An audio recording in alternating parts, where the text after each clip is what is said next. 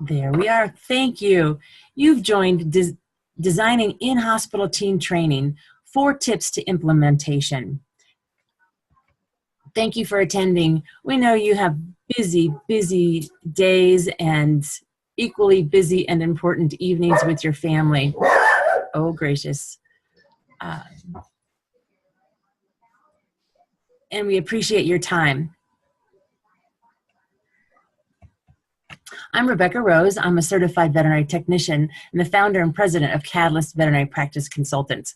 It's hard to believe I started it 4 years ago, and here we are reaching literally 100 of people on our webinars. I'm the past president of the National Association of Veterinary Technicians in America, an international presenter, and I only can say that because I presented in Canada, so that's not very exotic, an author, consultant, a coach, and recently a grandma. I'd like to take this opportunity also to wish everybody a wonderful Veterinary Technician Week. I know we're coming down to the winding that down, but we've had lots of engagement and lots of opportunity to support each other as veterinary technicians and team members. So when you offer your veterinary team in-hospital training that is relevant to professional development, you can watch them thrive. And that's what's so exciting about this. And another piece of it, when you do it in your hospital, it's fun and affordable. What a great combination.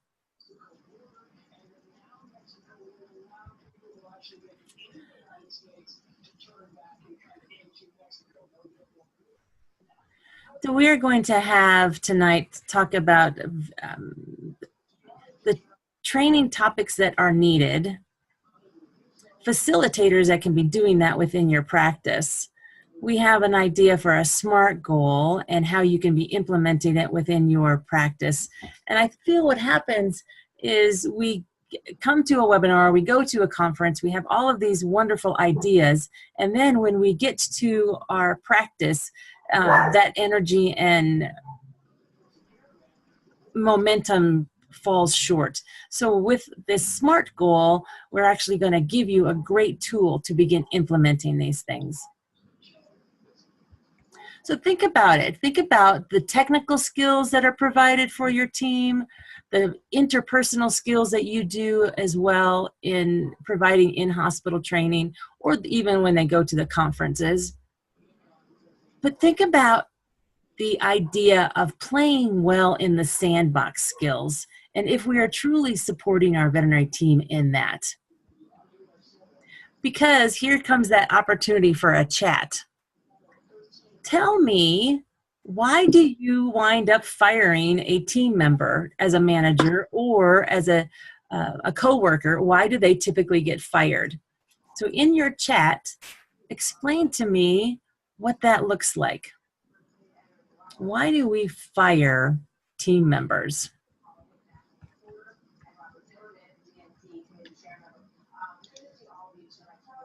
Oftentimes, when we consider it, it's a surprise to us.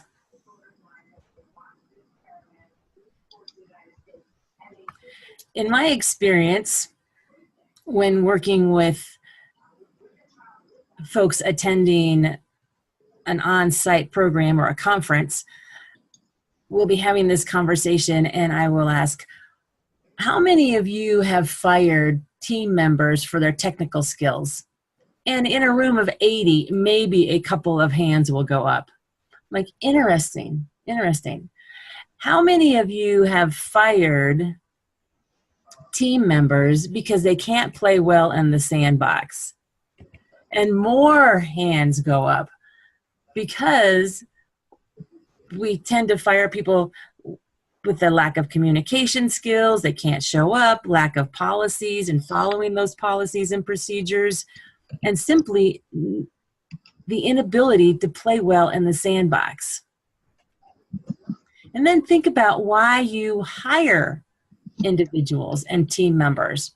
We hire people for those communication skills, the ability to adequately speak with the clients. We hire them for problem solving. We hire people for these traits that we tend not to offer training in. We create that job description and we want that team member with all of those skills, the technical skills, communication, being polite, playing well in the sandbox.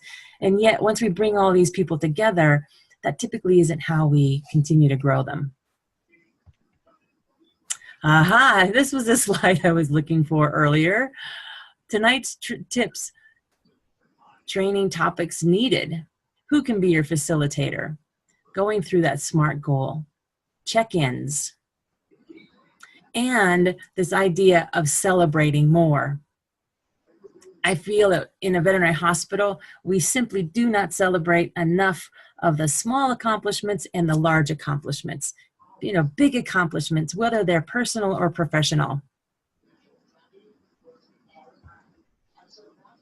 So continuing down this idea of topics for technical skills. Consider having a conversation and a meeting and training around the value of diagnostic testing. So it has both those components in it. It has those technical components. What are we testing for? Why do we need that chemistry panel with those specific tests in it?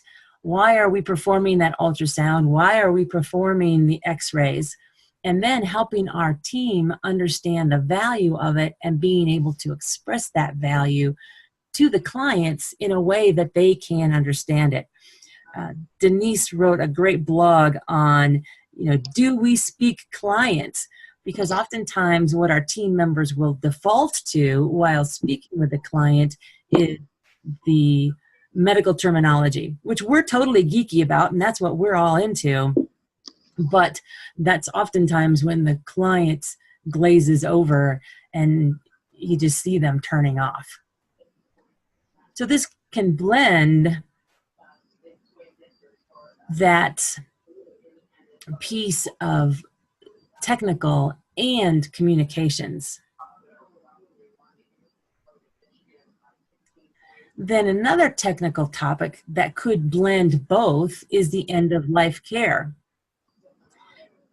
And think about this, and it's unfortunate, although this is what we do and this is who we are as a nursing community, a community that takes those pets from birth to the grave.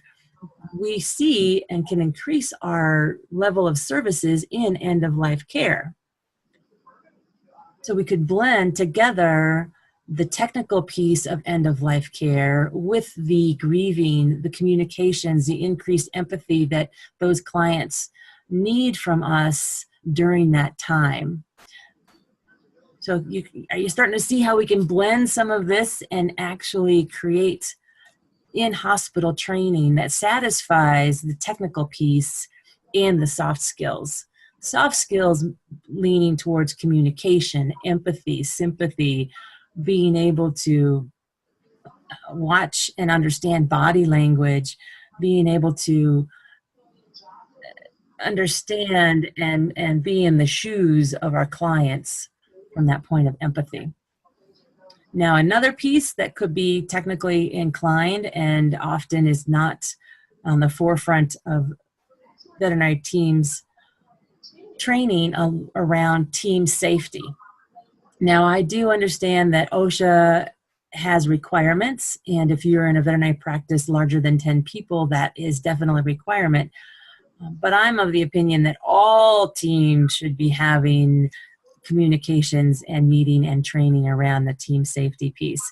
Actually, this picture in the background here is at a veterinary hospital, obviously, and we are focusing specifically on how to lift animals and support each other and simply ask for help more often. Apparently, they were having some challenges in that. This was rather fun, going in and helping them in team safety. Other topics geared towards the soft skills could be courageous conversations, conflict resolution, and how not to avoid those difficult conversations, which we tend to do. And I do realize and understand that as we step into more courageous conversations, knowing that regardless of the outcome, there's going to be learning had in that opportunity. You get better at it. And oftentimes, we skirt around these tough conversations even in our team meetings, simply because we as managers and team leads don't feel that this is something that we can bring to the table ourselves. However, there are a number of experts from outside your veterinary hospital that could participate and help you with courageous conversations, conflict resolutions. One of my favorite books is The Joy of Conflict. And even that could be a great topic in and of itself. Now here's blending together those soft skills with the technical skills, having a team training around the delivery of treatment plans. How often are team members asked to provide that service and speak with that client about that treatment plan, which could be very extensive? Think about it. Oftentimes we don't do a treatment plan for a piece that's, or for an invoice that's $50. No, it's going to be that larger, more involved case where there's even more stress and anxiety on the part of the client. So here we are asking a team member, whether that be an assistant, receptionist, technician, or even the veterinarian, to go through that treatment plan. What are those tests? What does that hospitalization look like? Why does the total equal that? So this could be that class and training piece that blends together technical skills and communication skills, being able to express the value of what's on that treatment plan. The third topic here is professionalism. I've even read studies that show there is a decline in professionalism. So now it's on the shoulders of the managers and the leaders within veterinary hospitals to help team members know and understand, what does professionalism look like? The client definitely deserves and demands a professional team, and there might be a bit of a disconnect as to what does professionalism look like and how are we delivering that to our clients. Plus, professionalism is a team effort too. It helps us know and understand, how do we treat each other as professionals on a daily basis. I often help veterinary teams create what we call a professional mantra or a professional charter, saying this is how we choose to treat each other as team members. I was at a clinic in Colorado not too long ago, and the topic was about combating fatigue and burnout. And during their program, they came up with 2 resolutions and 2 things that they were going to focus on. The previous fall, they had done true colors. So they wanted to bring that back into their conversations and bring that back to the floor to help people understand, what colored are we? How do we interact with each other? And how can that help us with personal self-awareness and awareness of other people's reactions and actions? The other goal that they had was that the culture coordinator was going to beef up their opportunities to simply celebrate personal and professional achievements more often. These are the kinds of great momentum and goal setting that can be put forth after you've had an engaging conversation. You know, you really don't have many goals after, here, this is the IDEX machine or whatever machine you're using. This is how you put the slide in. This is how you insert the blood. Doesn't lend for a lot of goal setting afterwards or team dialogue. But when you start adding these soft skills to your repertoire of training, it's going to help them thrive. Comes back to that idea that professional development is going to help everyone, short-term and long-term. This is actually a snippet from your survey. So thank you for the people that did fill that out for us the other day. The question was, what type of in-hospital training are you currently doing? And I love to see that we're doing both technical training, yes, and, for me, where I live and where I would like to see more of this go, some soft skill training. Some people are even offering classes in time management. Fabulous. When I go into a veterinary hospital, the scenario is, oh, we are so busy, busy, busy. And to help with that, time management, efficiency, going from point A to point B in the most efficient manner, that is fantastic when teams have that kind of a conversation. Plus, they will be bringing to light some solutions that managers or leaders of the hospital may not see exist. So that's where the juice is. That's where the meat is when you have these kind of conversations. Creating that dialogue, having open-ended questions with them, embracing opportunities for problem solving, and working towards achieving some of these goals with problem solving. So obviously we have a lot of technical training on products and drugs, oftentimes from a representative. And again, that's fine. I'm not discrediting that. Consider shifts that you can make that ease your team's interaction in communication, conflict resolution, and those things that don't feel so good. But on the other side of it, you'll have a stronger team.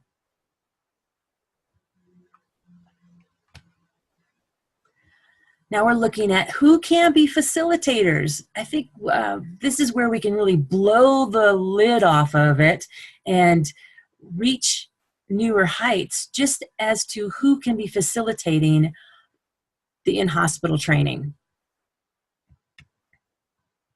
Educators come in all shapes and sizes. This is actually a picture of David Liss.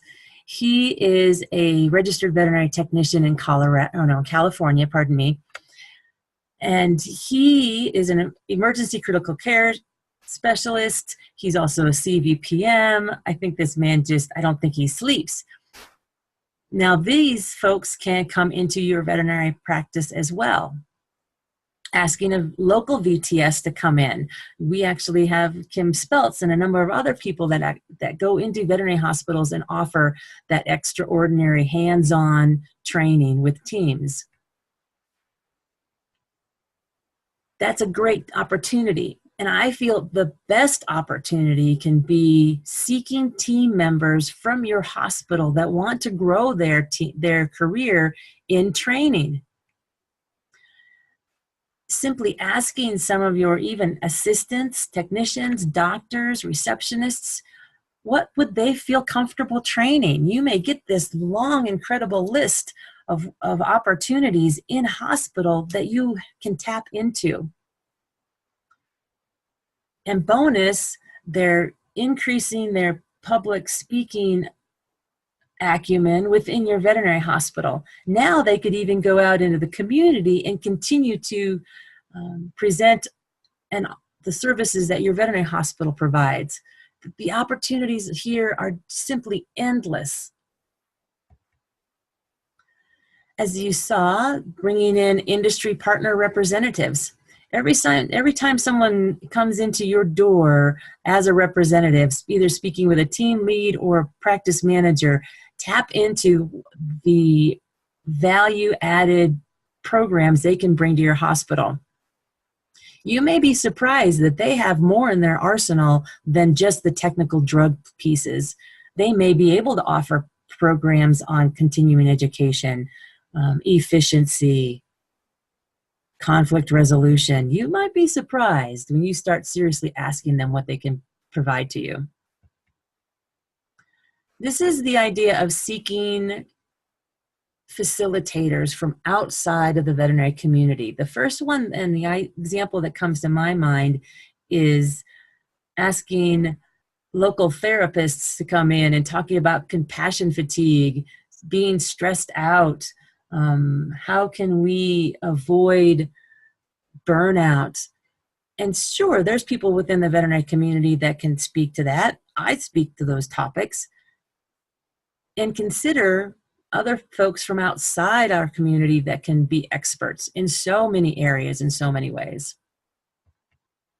Use your imagination when it comes to fulfilling the trainer piece of in-hospital presentations. There's so many ways that we can continue to grow our in-hospital training. Now, this is a snippet from the surveys you sent. And as you see, managers and team leads take the prize in offering the majority of the training. Some of you have looked at people from outside of the veterinary community. That's fantastic. Veterinarians can present. And as I'm talked earlier, your assistants, technicians, receptionists, managers, the in-hospital potential is huge. Now, I placed this picture on a previous event calendar, and I got a lot of good responses off of it. So yes, that is me as a veterinary technician in our veterinary hospital. We had just gotten the ultrasound that you can see in the back. And we offered in-hospital training in so many different ways and venues. This is just the one that really stands out to me. And this was in 1991 when we got that ultrasound. And we chose to close down the veterinary hospital for an evening. We got Mario's Pizza. Who doesn't love pizza? Although there's a lot of other healthier choices out there. The receptionists, assistants, technicians, and this is the veterinarian, we all were able to see how to use this ultrasound. The assistants and technicians actually put the probe on and was able to see the lungs and the hearts and the kidneys, and the receptionist were able to be a part of that whole experience. They got to see what the screen looked like and how to print out those ultrasound reports. So this did not cost us very much, built great camaraderie. We had a lot of fun. And these are the examples I would like to see you bring into your practices. Moving on to the SMART goal, which Denise earlier did put into our thread here. So you can download this from the chat. We will be sending this to you in your email as well. I find this is a valuable tool in so many ways. Like I mentioned before, we often go to these webinars, we go to conferences, we have great ideas, we go home, the list sits on our desk, and I really want you to move on this. I want you to take action on this. A SMART goal contains lists and directives in being specific, making it measurable, finding out who is and identifying who is accountable, taking action on it, making this a realistic goal, and keeping it timely. Plus celebrate. You will notice on my worksheets, we have celebrate specifically. I challenge you to write this, you print this off and write it out. We're going to go through an example here. So the specific piece, what are we going to call it? Let's say we've decided to have a facilitator come in and talk about conflict resolution. So conflict resolution presentation training, that's what we're going to name it. What does it currently look like? Well, we don't have any of those. That topic is not on our roster right now. We may have never even offered conflict resolution. So anything is going to be better than what we currently have in the Department of Conflict Resolution. Who's going to be accountable for it? Now this is where the manager is saying, oh my gosh, this is going to be placed on me again. And that's not the point here. The point is that you have team members that can follow up on this as well, because now you have this SMART goal. They're going to know who to contact. They're going to know when you're going to be doing this. They're going to know how not to schedule as many appointments, or that this just falls into your team meeting on a monthly basis. So managers, this does not have to be you. Matter of fact, I encourage you to delegate it to somebody else. So what actions need to be taken? Well, you need to find out who in your community can speak to the topic of conflict resolution, that has credible background in that. Find out if there is a charge or not.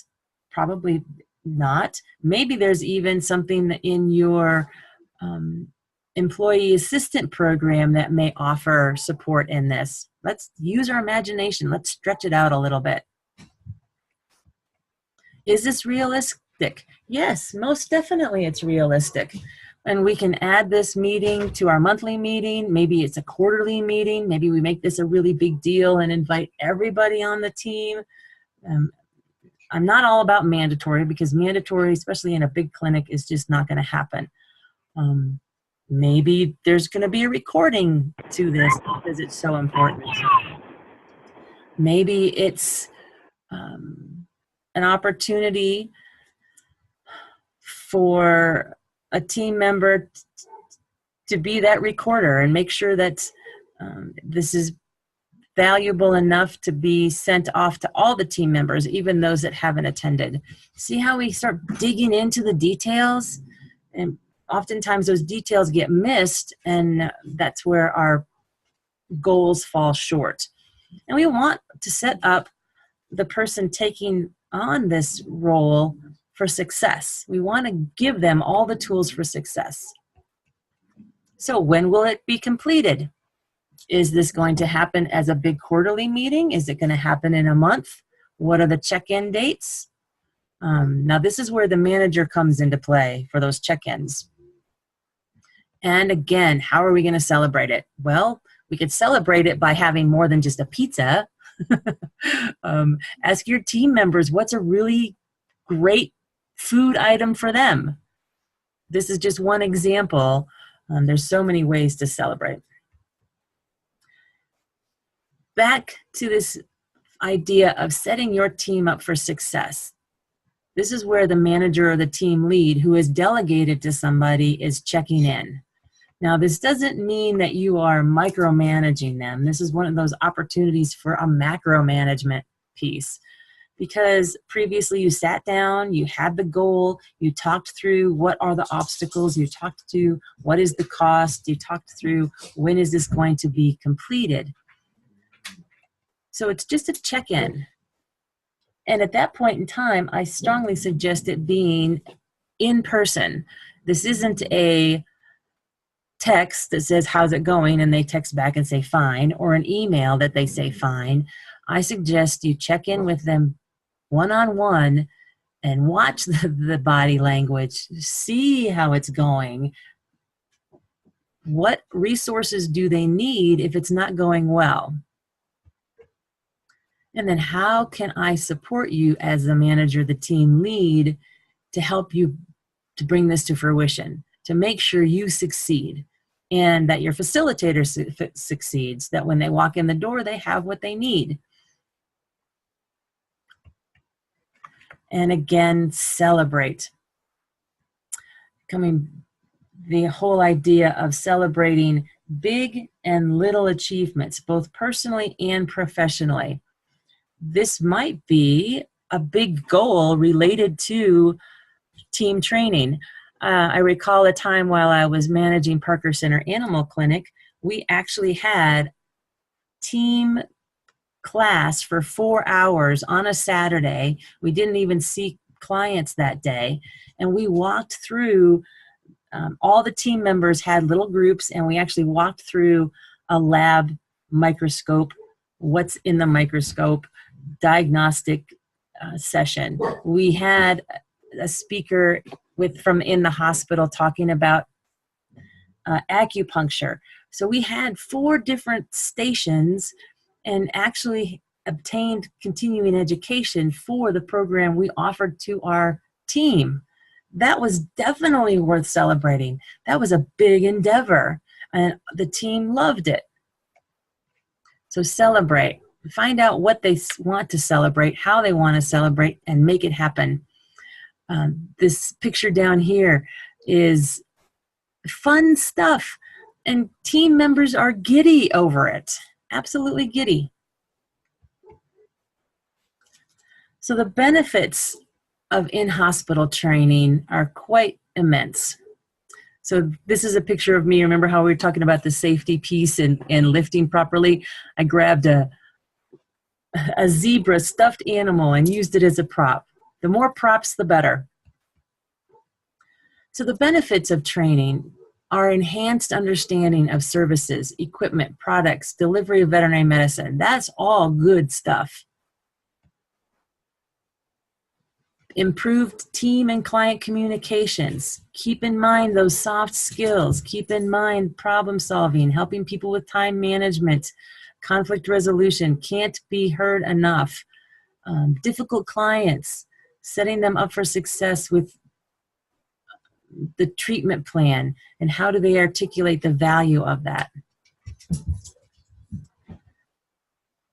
Benefits in professional development, which are critical to their success. As we talked about before, and what you've mentioned, that we fire people because they can't play well in the sandbox.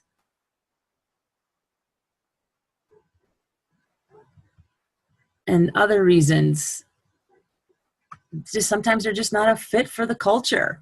Well, has your culture been defined? Is that something that you can actually have a conversation with in team training? You bet your sweet bippy it is. You can help and decide, what does the culture look like now, objectively? That might be a middle risk conversation. And where do we want to move it to? Another conversation that maybe an outsider from your practice who has expertise in that can help guide a conversation on culture.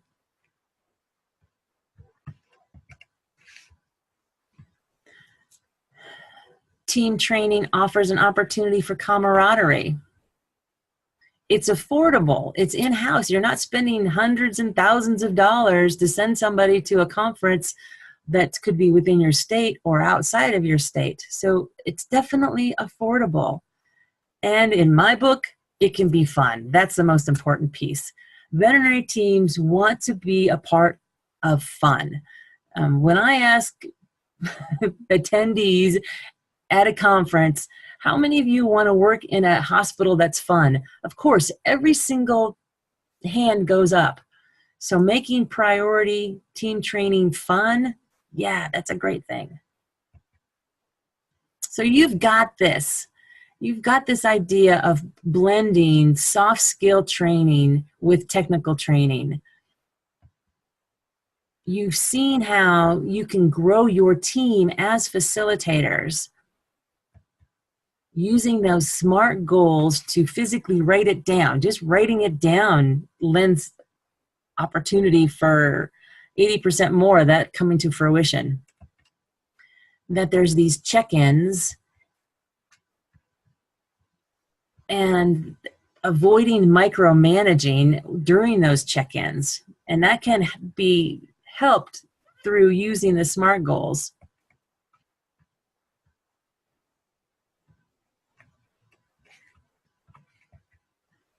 And my ending to most all programs and facilitations is celebrating success. Hashtag celebrate more. So we're going to be opening it up to questions pretty soon. So start thinking about some of the questions that you might be asking in the chat, and I can even open up the audio as well. Upcoming webinars include Got Holiday Stress, which will be on November 15th, although Denise just mentioned that we did move one of our upcoming webinars to the 16th. So that's actually going to be on the 16th. And then Healthy Team Habits on December 13th. And start considering, what do you want to see in 2019? I imagine we will be sending out an email to those that have registered for these free webinar series to find out what would you like to see in 2019. Because if you can imagine it, if it's within professional development of veterinary team members, we can deliver it. That's a bold statement, and I believe it. So some of the services that we provide, we offer team workshops, coaching, we even do some boutique projects like employee handbooks, and we even have this new idea of Catalyst Collaborative Cafe coming down. Diana wrote that she's thankful for the information, that she's already gotten a lot of inspirational ideas. Yay, thank you, Diana. We appreciate those comments. So now we can open up our video chat for a few minutes and audio chat. And what questions do you have related to in-hospital team training?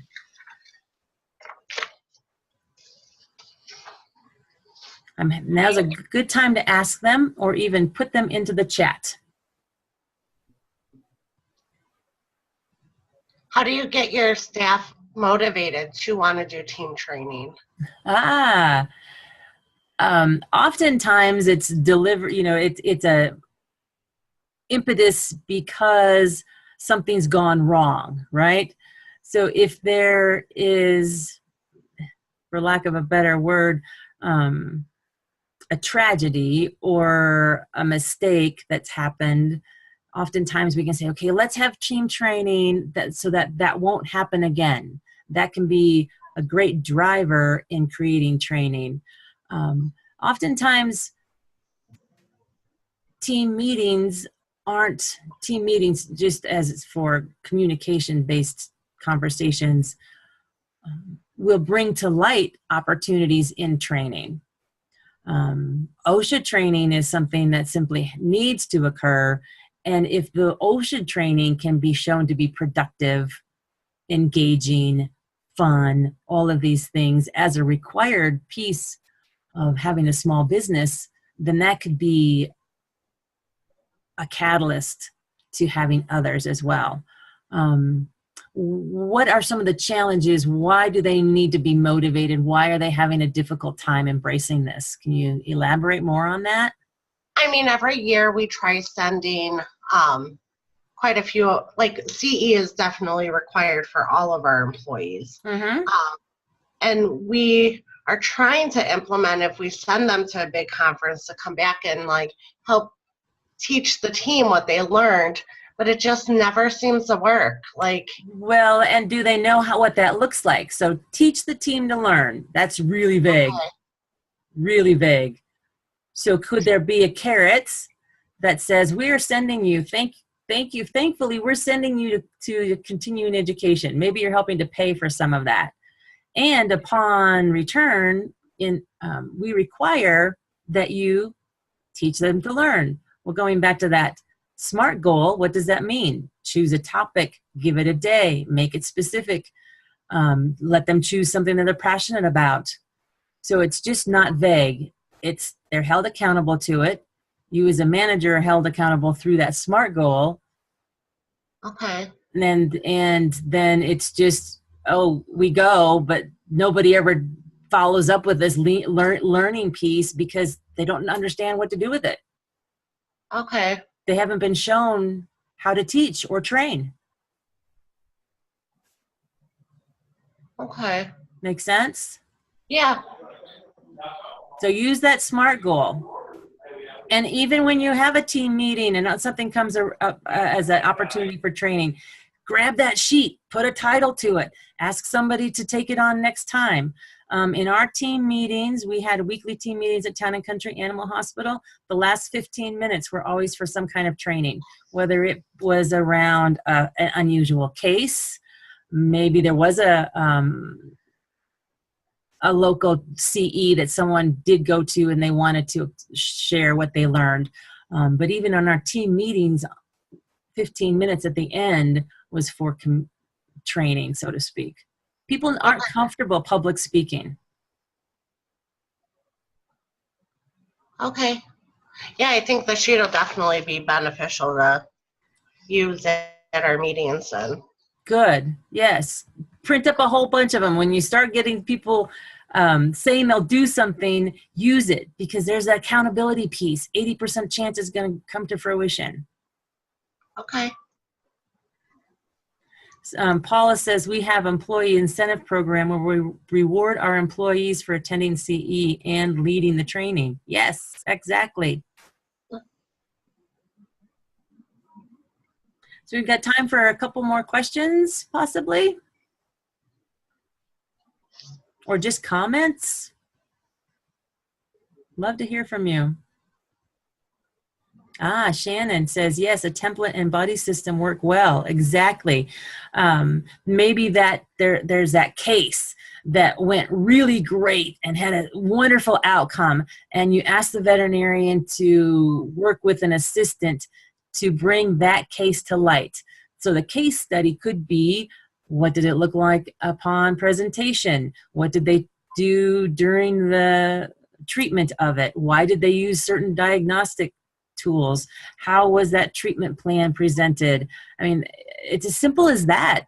You can learn so much from having that conversation with a 30-minute program.